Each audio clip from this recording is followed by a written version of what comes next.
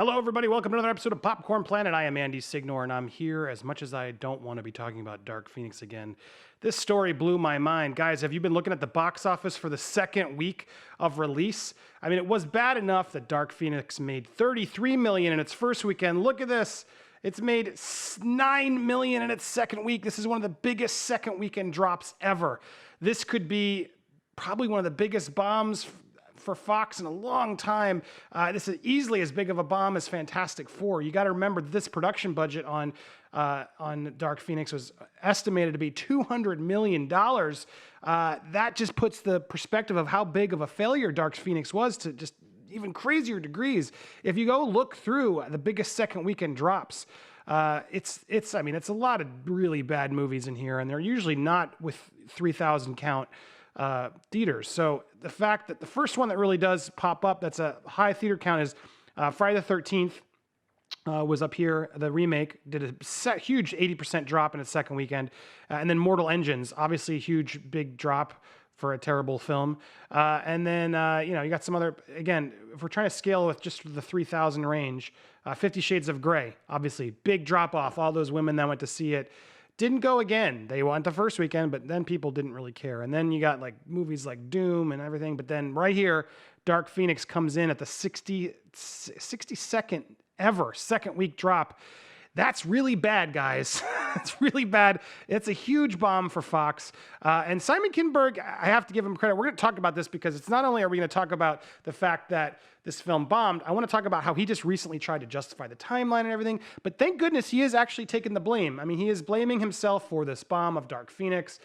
He said in an interview on KCRW, it clearly is a movie that didn't connect with audiences that didn't see it. It didn't connect enough with audience that did see it. So that's on me. Good for him. I mean, there's so many producers and people who don't want to take the bullet for failure. They want to blame the merger. They want to blame, a million other things, but he's taking the blame. I love making this movie, and I love the people I made this movie with. But yes, as everyone's reporting, it opened to a franchise low of 32.8 last weekend, and now it's a 74% fall. Oof, that's not good. That is not good. Kinberg is still working, though. He's moving it on to do a spy movie with Jessica Chastain. I wonder if she has buyer's remorse on this, called 355. We shall see. And he's still working on the reboot of New Mutants, which is crazy because I don't know how that's going to work. Should Fox, Disney just give up on New Mutants? Should it just go to Disney Plus? All those are questions that I'm sure the high ups there are figuring out as we speak of what do we do with this movie? Is this movie worth releasing? It seems kind of cool. I like this idea of a horror film. But Simon Kinberg has done some big bombs here. I mean, he was not only involved in The Last Stand where he started, which is when it really started, showing its creakiness, but then he was really amicably involved in Apocalypse. Now, let's not, though, completely knock on Kinberg. I mean, he was involved with the Deadpool films. He was involved in First Class. He was involved in Days of Future Past. So he did the Wolverine, which some people like. I didn't like any of the Wolverine films except for Logan, which he was a producer on. So mixed bag for Simon Kinberg here. But the reality is, I wonder, we never really blamed him before today. We never really said it was his fault that these films didn't perform. Some of those films didn't perform. Last Stand, everyone blames Brett Ratner.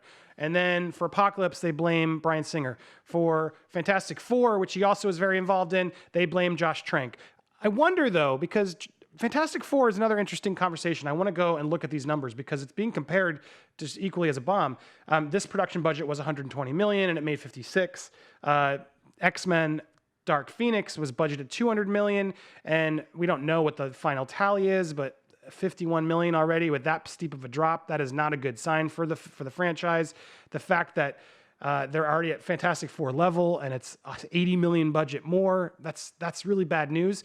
But it makes me wonder, was Fantastic Four really Josh Trank's fault? I keep wondering that because I actually don't dislike the beginning of Fantastic Four. It's when the studio took over.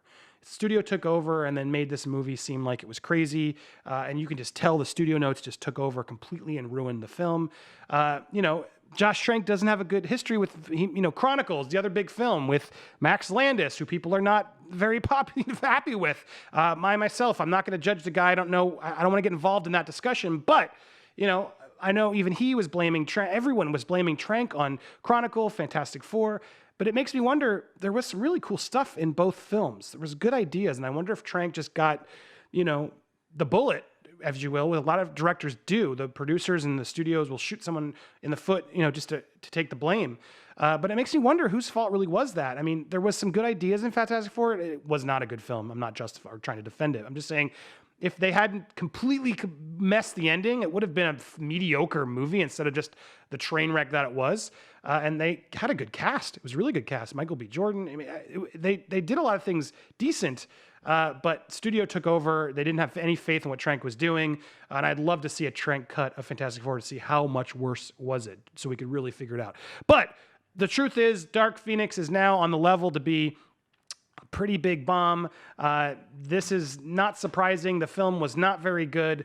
The film, I mean, as I reviewed it, the film was fine. It was fine. It just was completely unnecessary. As I quoted, it was very meh. I just don't know how we're supposed to translate to these characters of Jean Grey and Storm, who are such iconic, amazing characters, but why do we care about them? They just came in through Apocalypse, which was just a train wreck of a movie, which apparently Simon Kinberg came in and overtook from Bryan Singer, who just stopped showing up, which has become Bryan Singer's MO on films of late. So who knows who to blame? A movie is a lot of people's responsibility, so you can't just point the finger at one person. But usually there's supposed to be someone who's leading the ship. I don't know who's leading the ship. Kinberg, though, to his credit, is taking the blame on this, so kudos for that. I mean, I don't know how you not take the blame. He wrote, directed, produced the film. If he didn't, he'd look like kind of an idiot. But speaking of Simon Kinberg, while we're on the subject of Dark Phoenix, it's very interesting because on Sci-Fi, he did an interview where he tried to just justify how all the wonky timeline worked, which part of my problem with the film was this: how are we supposed to believe these are the same people? Time has now passed. We're jumping forward in such moments that he's not looking anything like Ian McKellen. So if you look through, he did make some comments, and he said, how important a coherent and cohesive timeline is. I think it does matter, said Kinberg. Obviously, the timeline is different with regards to some of the offshoots, like Wolverine standalone movies and Deadpool, but the main X-Men movies I've had in my mind and in my office and in my computer, a continuity that I've tried really hard to keep to. He acknowledges the events of the first three films don't sync up. The original films don't really take over a cyclical timeline, he says. Not to get too geeky about it. Come on, Simon, get geeky about it. That's what you're here for. But because we reset the timeline at the end of Days of Future Past, it essentially erased X-Men 1, 2, and 3 from the continuity of the timeline, because anything that would have happened after 1973, which is when the past part of Days of Future Past happens, would have happened differently than it was portrayed in those movies. So there you have it. He's using the multiverse sort of excuse, timelines, different phases of the time as a reasoning. It's a valid, fair reason, I suppose. I think it's kind of a cop-out, especially when Days of Future Past sort of lined them up together. He's sort of ignoring that fact of, hello, we saw older versions of these characters in the same world.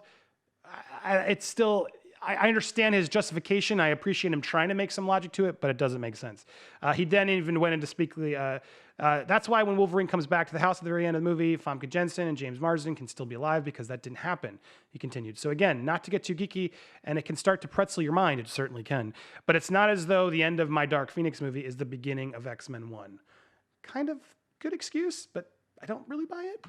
In fact, Kinberg said the myriad of complications that were outwardly created by plots involving the time travel in Days of Future Past actually resolved issues that popped up in the continuity of the franchise as a whole.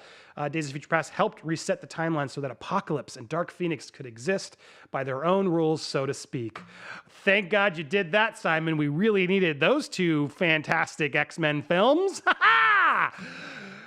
All right, but then obviously the big question is, why would these actors change? Well, he tries to justify that too. Look at this. Jennifer Lawrence is the easiest one to rationalize, because she can make herself look however she wants to make herself look. Duh. We know that, Simon. Come on. The aging of her Mystique should actually always be the same age when she's blue, and when she's white, she's just pretending to look young, the same way she's pretending to be interested in Richard Nixon. Whatever. Yes, but that's not what we're asking, Simon. The other characters, Michael Fassbender, James McAvoy, Nicholas Hoult, going back to First Class, they certainly have not aged 30 years since we started making these movies 10 years ago. He does acknowledge.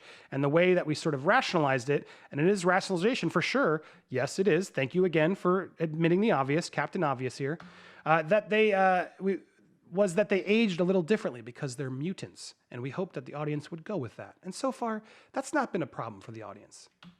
Really? I think it was kind of a problem. I mean, if you're a fan of this franchise, of course it's a problem. It doesn't make any sense. You're getting closer and closer to that date of when Michael Fassbender's supposed to look like Ian McKellen, and he doesn't. So sorry, I am going to geek out because I'm a geek, as we all are geeks, and don't apologize for geeking out. Geek out. Give us the real answers so us nerds can really be like, all right, well, fine. He's actually taking time.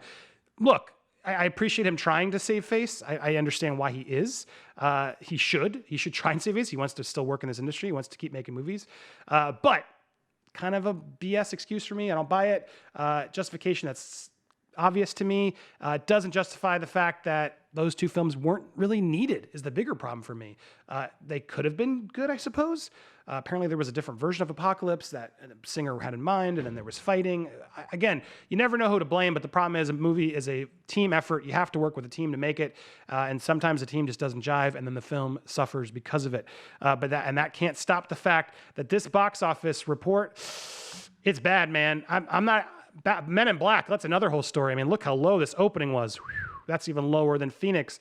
That is a franchise that is dead. I didn't even see it because the reviews were so bad. I was excited to go see this with my kids, and I didn't go see it because I didn't want to tarnish the Men in Black. They've only seen one. I didn't want to tarnish the good memory they have of that franchise. I'll probably wait till that comes out in video and see. But man, Shaft, man, this is a bad summer. This is a bad summer for movies. I mean, look at these movies that are coming out. John Wick 3, okay, let's look at it. Good. Not the best one, but it was good. Godzilla, I freaking hated it. I didn't even see Rocket Man yet. Aladdin, I can't believe Aladdin is one of my favorite movies of the summer because it's not that good. It's not that important. Pets 2, my kid loved it, but I don't even really want to put my brain there again. I mean, Endgame, does that count? I guess that's the beginning of the summer. Detective Pikachu, even that was a disappointment. Too much of a detective story. Booksmart, I did enjoy that film. I don't think it's the second coming that everyone's calling it, but it's definitely a smart original film. People should see it. Brightburn was actually pretty interesting. I did enjoy it, but again, kind of a wasted opportunity of the premise. This whole summer has been pretty much a letdown. It's been a pretty crappy summer of movies. Do you disagree? What do you think in the comments below? Dark Phoenix, a lot of you do somehow like it. I mean, I didn't hate it, so I guess we could be on the same page there, but did you really think it was needed? Was it necessary? There were some cool X-Men action scenes. I do like seeing the X-Men come together and fight, but we just didn't need the movie. Did we need any of these movies this summer? What stood out for you? What's the best movie of the summer so far? What are you still looking forward to? I am very excited for Toy Story 4. We will be talking about that soon. In addition to which is the best Toy Story movie. You know my stance. Do I still stand there? I just rewatched them all. We'll be talking about all that this coming week, so stay tuned. Keep coming back every day, 1 o'clock, weekdays. And don't forget, Wednesday at 9 p.m. Eastern Standard Time, we'll be going live with Nerd Wars. So please hit that little bell, hit that subscription, and follow this playlist to see all the daily videos that we're uploading.